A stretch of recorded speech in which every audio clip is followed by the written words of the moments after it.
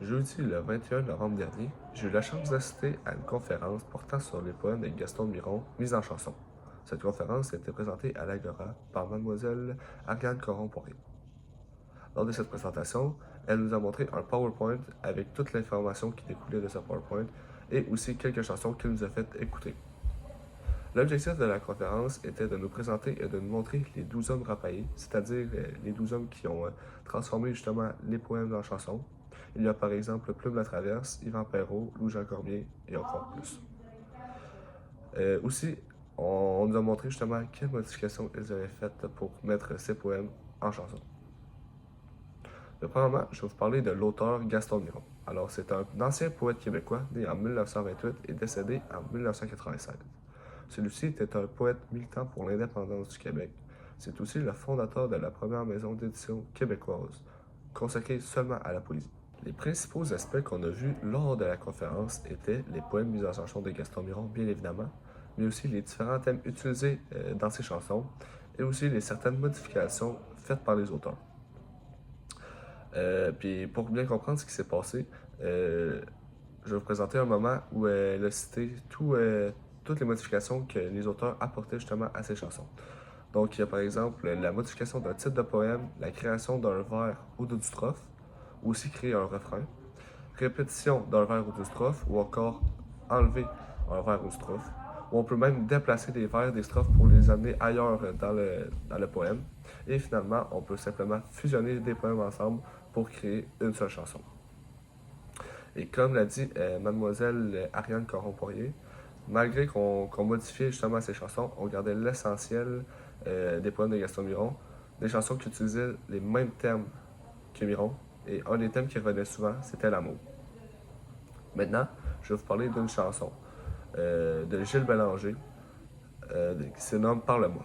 Et cette chanson-là, les thèmes principaux sont l'amour et le dialogue. Elle signifie entre autres la relation entre deux personnes où la personne qui chante, c'est-à-dire là on parle de Gilles Bélanger, euh, ressent un peu d'amour, d'affection envers l'autre personne et lui demande souvent de parler, de s'exprimer face à lui, alors qu'on voit qu'il va souvent répéter dans la chanson Parle-moi, parle-moi. Donc on peut vraiment comprendre qu'il est en amour puisqu'il lui demande de s'exprimer face à lui. Et cela, on peut comprendre de cela qu'il veut vraiment se rapprocher de cette personne, mieux la connaître, mieux la comprendre. Par la suite, j'aimerais vous parler de deux autres chansons qu'on nous a présentées qui m'ont surtout étonné. La première est Mon bel amour de Jim Corcoran. J'ai surtout aimé la musique. Le son est intéressant parce que c'est quelque chose que je n'écoute pas tous les jours chez moi. J'ai aussi apprécié le fait que la musique justement soit assez tranquille, le tempo était lent. Ça permet de comprendre l'ensemble des paroles et de bien comprendre le thème, ce qu'on cible dans la chanson. Ça m'a aussi étonné car il y a énormément de répétitions, autant juste qu'on répétait des mots, parfois on répétait souvent des strophes, deux, trois fois de suite. C'est pas quelque chose que j'ai l'habitude d'entendre, mais j'ai trouvé vraiment assez intéressant. Et dans cette chanson-là, l'auteur répétait souvent la phrase Mon bel amour navigateur. Et cela m'a vraiment fait accrocher à la chanson, justement, de répéter souvent la même phrase. Ça m'a permis aussi de bien comprendre le thème général. Et ici, on parle d'amour. La deuxième chanson est Ce monde sans issue de Daniel Lavoie. Et encore une fois, j'ai été étonné. J'ai bien aimé la musique, surtout le son de la guitare qui montait et qui descendait souvent en intensité. Et de la même façon, il y avait aussi le chanteur justement qui suivait le son de la guitare. Donc parfois, il élevait la voix tout en gardant un tempo assez lent. Et c'est quelque chose que j'ai trouvé vraiment intéressant et qui a l'air quand même difficile à voir, à faire plutôt. C'est ça, de chanter de plus en plus fort tout en étant assez calme.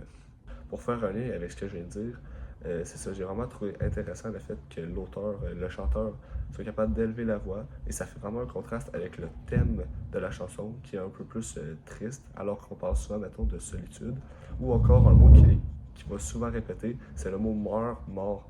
Donc ça crée vraiment un contraste dans la chanson. J'ai vraiment trouvé ça intéressant et j'ai été étonné d'écouter cette chanson. Pour conclure, j'aimerais vous parler d'une chanson que mes parents écoutaient souvent quand j'étais jeune et qui m'a vraiment fait penser aux chansons qu'on a écoutées des poèmes de Gaston Miron, c'est-à-dire la chanson On va s'aimer encore de Vincent Vallière. Alors, pourquoi il m'a fait penser un peu aux poèmes de Gaston Miron? C'est parce qu'on retrouve souvent le tempo assez lent de la chanson, comme dans toutes les chansons qu'on a écoutées. Et aussi, un thème qui revenait souvent et qui est le thème de la chanson On va s'aimer encore, c'est l'amour. Et finalement, un truc qui m'a vraiment fait penser à cette chanson-là pendant que j'écoutais les chansons de Gaston Miron, c'est le fait qu'il y ait beaucoup de répétitions. Comme j'ai précisé un peu plus tôt, il y a beaucoup de répétitions de mots, de vers et même de strophes. Et dans la chanson On va s'aimer encore, il va souvent répéter quand, le mot quand. Donc c'est vraiment quelque chose une similarité entre les deux, entre la chanson et les poèmes de Gaston Miron. Et c'est pourquoi ça m'a fait penser à cela.